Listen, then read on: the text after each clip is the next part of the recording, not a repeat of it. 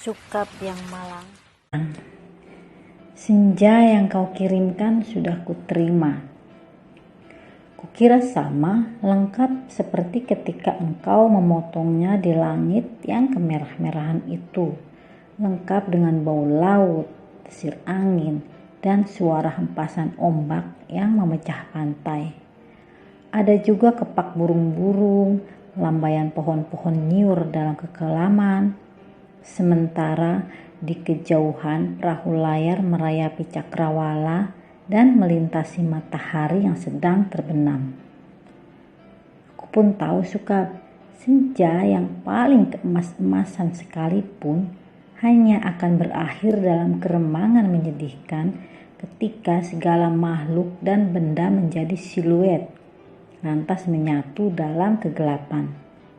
Kita sama-sama tahu keindahan senja itu kepastiannya untuk selesai dan menjadi malam dengan kejam. Manusia memburu senja kemana-mana, tapi dunia ini panas suka seperti senja.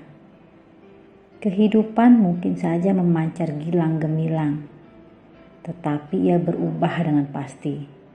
Waktu mengubah segalanya tanpa sisa, menjadi kehitaman yang membentang sepanjang pantai, hitam, sunyi, dan kelam. Rupa-rupanya dengan cara seperti itulah dunia meski berakhir.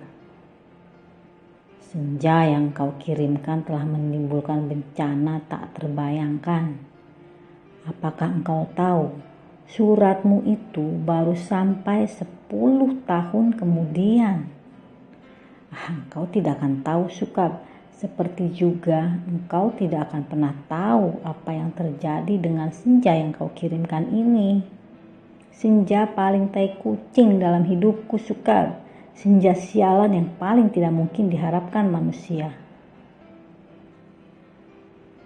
Senja ini baru tiba 10 tahun karena tukang pos yang jahil itu rupanya penasaran dengan cahaya merah keemas-emasan yang memancar dari amplop itu suka.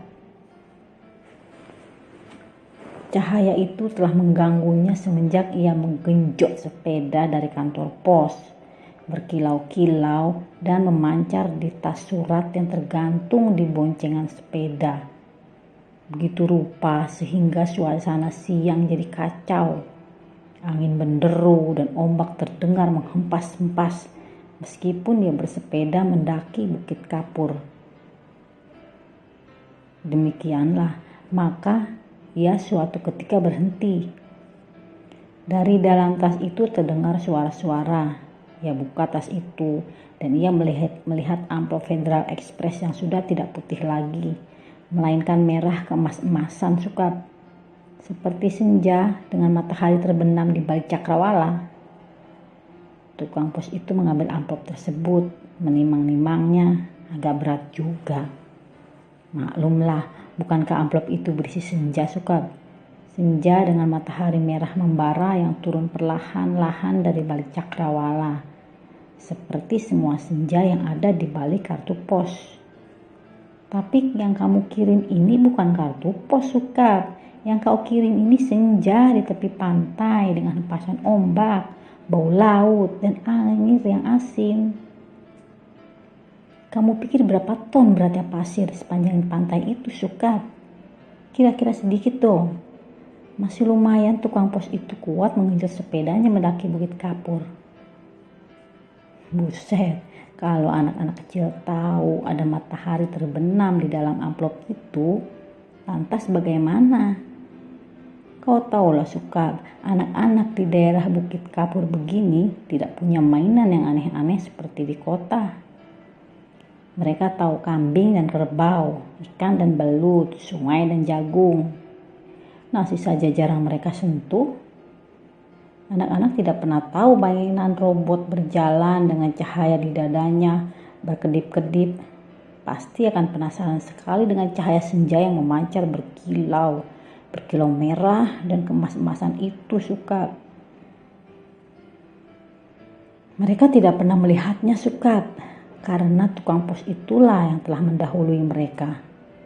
Ia menimang-nimang bungkusan berisi senja itu, mendengar-dengarkan dan akhirnya mengintip.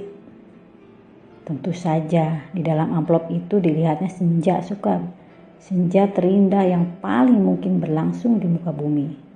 Ia mengintip dan terpesona. Ia buka amplop itu. Sebetulnya menurut kode etik profesi itu tidak boleh. Tapi manusia manapun bisa melakukan kesalahan, bukan?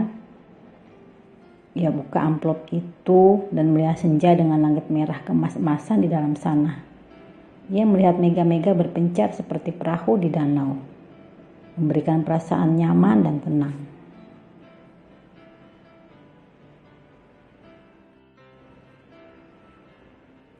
Sukap yang malang.